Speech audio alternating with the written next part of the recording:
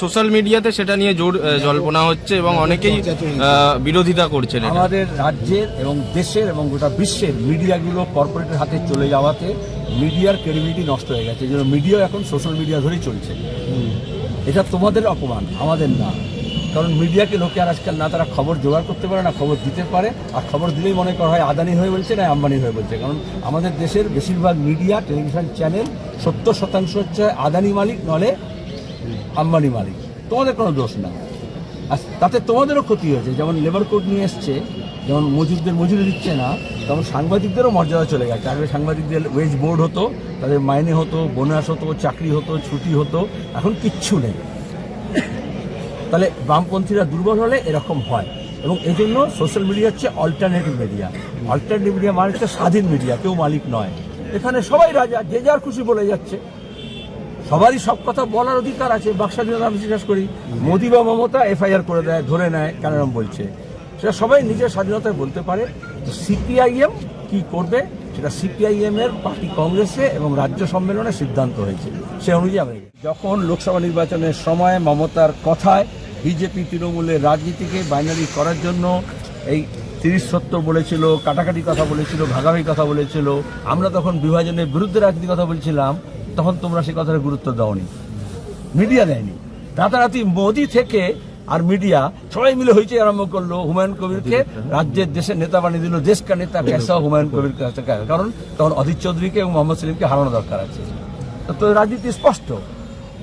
তাহলে আজকে দাঁড়িয়ে যখন ওটা বলছে না, তখন তোমাদের পুরনো কথা মনে পড়েছে। ওটা ভালো, সাংবাদিকরা মনে রাখা উচিত।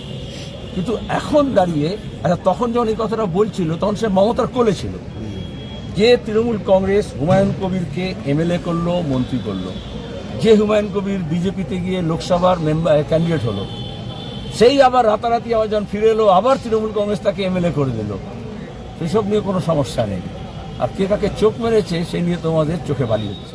যে মোহাম্মদ সেলিম যদি কারোর সঙ্গে কথা বলে তাহলে সে রাতারাতি সেকুলার হয়ে যায়, এই বিশ্বাস আপনাদের আছে। এটা আমরা বলে নয়, 100 বছর ধরে কমিউনিস্ট পার্টি এই রাজ্যে, এই দেশে যে রাজনীতি করেছে, এটা তার ফসল। আমাদের পূর্বসূরি এটা বুঝিয়ে দিয়ে গেছে। দলের ব্যাপার, কংগ্রেস দল কাকে দায়িত্ব দেবে এটা কংগ্রেস দল ঠিক করবে। তবে এটা ঠিক, অধীর চৌধুরী যখন সভাপতি ছিলেন তখন বামপন্থীদের সঙ্গে আসন সমঝোতা হয়েছিল। এখন যিনি সভাপতি হয়েছেন শুভঙ্কর বাবু, তার তৃণমূলের প্রতি একটু বেশি দরদ আছে বলে মনে হয়, বা তিনি নিজে সিদ্ধান্ত নিতে পারেন না। এআইসিসি কী করবে তার জন্য অপেক্ষা করছেন।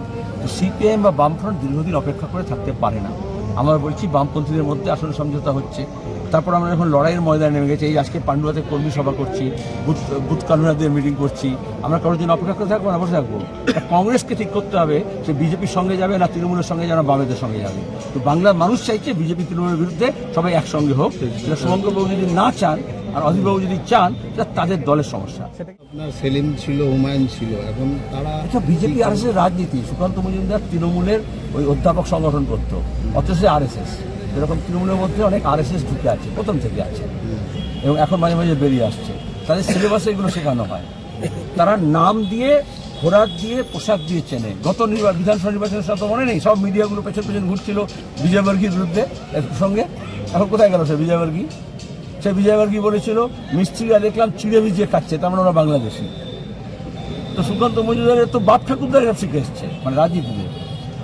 তারা পোশাক দেখে, খোরাক দেখে, চেহারা দেখে। এই যে ত্রিপুরার ওই যে আদিবাসী ছেলেটাকে উত্তরাখণ্ডে পিটিয়ে মারলো আরএসএসরা, কেন মারলো? বললো চোখটা হাঁটান আছে, সুতরাং ছিঁড়ে। সুতরাং ওদের দলে কথাবার্তা শুনো না। ওরা পোশাক দেখে, খোরাক দেখে, চেহারা দেখে, ওরা হচ্ছে তোমার গিয়ে ধর্ম দেখে ওরা পেটাপেটি করে। আমরা তা করি না। আমরা সব ভারতবাসীকে ভারতবাসীর জন্য গিয়েছিল। আপনাদের শরিকদের মধ্যে ফরওয়ার্ড ব্লক চাইছিল না, বা কংগ্রেসের আপত্তি ছিল। এবারে কি আইএসএফ বা এই হুমায়ুনের কথা বলছেন, আপনারা সবাইকে নিয়ে কি চলা সম্ভব হবে? এখন হুমায়ুনের কথা আমি বলিনি, তুমি বলছো। আমার জোর করে আমার মুখের মধ্যে ঢুকিয়ে দিও না। আর বামফ্রন্টের মধ্যে আলোচনা করেই সিপিআইএম সিদ্ধান্ত নেয়, এবং বাম শরিকরা মাঝে মধ্যে, বিশেষত ফরওয়ার্ড ব্লক বা আরএসপি মাঝে মাঝে একটু বেসুরে কথা বলে। একটু বেসুরে কথা না বললে তারা যে সিপিএম নয়, আলাদা একটা দল কী করে বুঝতে দেয়।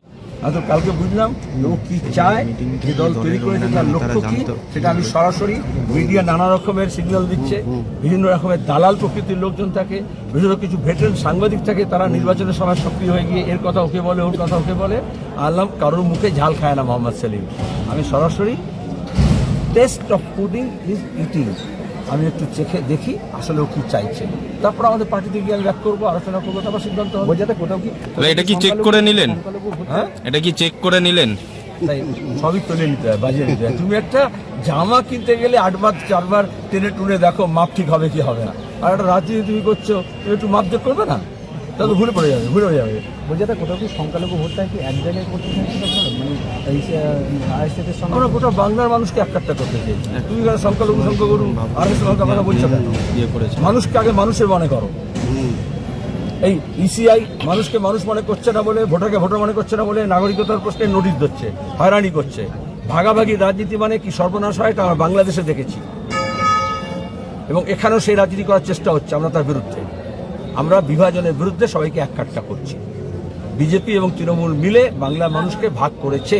আগে এরকম হিন্দু মুসলমান মন্দির মসজিদ ছিল না।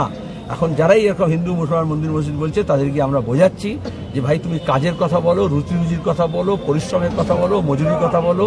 এই মন্দির মসজিদ হিন্দু মুসলমান করো না। কিন্তু এই হুমায়ুন কবির বাবুগঞ্জ থেকে তখন আমি গিয়েছি, এখন তোমাকে বললাম, তোমাকে আমি বলছি, ওকে তাই বলেছি যে বেশি মন্দির মসজিদ করো না, হিন্দু মুসলমান করো না, কাজের কথা বলো। রাজনীতিতে শ্রমের কথা বলো, কাজের কথা বলো, শিক্ষার কথা বলো, স্বাস্থ্যের কথা বলো, রুটি রুজির কথা বলো। ভাগাভাগি রাজনীতি ক্ষতি করছে আমাদের।